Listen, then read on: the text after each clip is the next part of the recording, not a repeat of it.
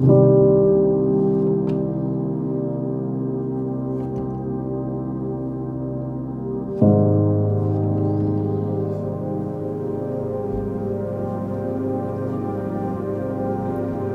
prends du coup, au début. Je finis toujours par trouver une nouvelle façon de travailler la matière, de la détourner, de la martyriser un peu. Généralement sur le mouvement, j'essaie d'être assez fluide en fait. Je me pose devant la toile et c'est presque de l'écriture automatique. Où je connais suffisamment les contraintes de ma matière et de mon métier pour les oublier.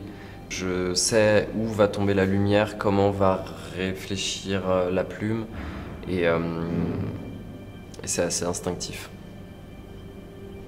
Je vais très vite dessiner, faire une illustration du mouvement et de la forme et de la couleur que je veux. Mais je sais qu'une fois cette étape-là faite de quelques heures, j'ai entre minimum 50 et parfois plus de 1000 heures pour aboutir le projet, plume par plume, geste par geste. Et c'est des gestes que je répète des milliers, voire des dizaines de milliers de fois.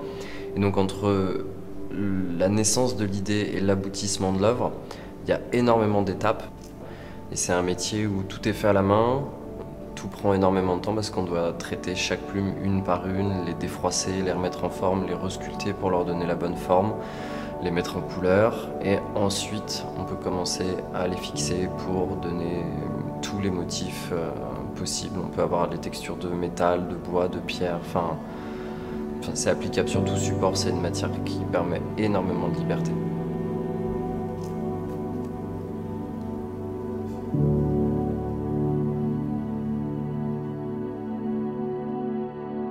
La plume, c'est une matière qui a toujours raison. Et on a beau essayer de lui donner la forme qu'on veut, la couleur qu'on veut, etc. Elle a toujours le dernier mot. Donc en fait, il faut composer avec la matière. Quand on a un motif très précis en tête, il faut savoir que chaque plume est différente, chaque plume a des dimensions différentes, une texture différente. Et donc en fait, il faut essayer de créer une harmonie de défauts qui donne un résultat entier et complet. Mais du coup, quand je termine une pièce, généralement, j'ai besoin de quelques semaines, voire quelques mois pour retomber amoureux d'elle. Et donc, j'ai tendance à les mettre de côté parce que je peux plus les voir avant que ça revienne.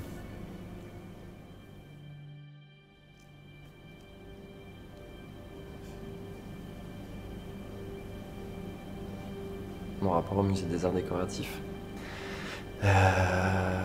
Mon rapport au musée des arts décoratifs, ça a d'abord été en tant qu'étudiant, parce que moi j'ai fait des études dans la mode et l'art, donc c'est un musée où j'étais très très souvent. C'est un des musées les plus exceptionnels. Enfin tout, le lieu, les expositions, les scénographies, les sujets traités, tout était à chaque fois dingue. Et je sais que à chaque exposition, j'avais envie de changer de métier quasiment, de réapprendre la bijouterie, de réapprendre la broderie. Enfin, voilà, ça a toujours été un terrain de jeu gigantesque et passionnant. Ah bah du coup de rejoindre les collections du musée des Arts Déco, j'arrive toujours pas à réaliser. C'est complètement dingue. Quand j'ai vu ma pièce, l'endroit où elle était dans le musée, ce qu'on voyait aussi de l'extérieur, le Louvre, la Tour Eiffel, ça a été un grand vertige.